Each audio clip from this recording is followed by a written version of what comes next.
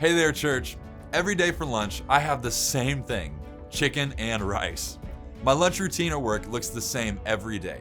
I go into the fridge, get my lunch, look for a knife, cut my chicken, heat it up, and then I take it back to my office and eat it. Here at Rev City, we have two different utensil drawers. We used to keep all the knives in the one closest to the fridge, but for the last year or so, they have been placed in the one that's about 10 feet further away. Every single lunch hour for the last year, I have opened up the same drawer, hoping that there would finally be knives in there. Of course, there never is.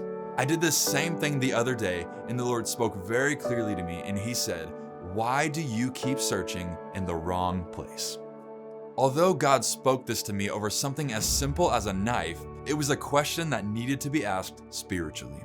In the Garden of Eden, the Bible says that man walked with God. Man and God had a perfect relationship. And this is how we were made. We were made to be loved, made to receive attention. But what happens when these desires of our hearts aren't being fulfilled? The answer is that we begin searching.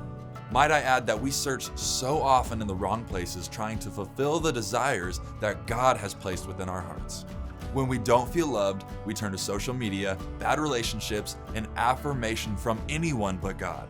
When we don't feel peace, we search for different careers or maybe a more fulfilling role. We may begin feeling a temporary amount of fulfillment through these things, but it never lasts the way it should. We have to recognize that our desire for feeling loved and cared for is real.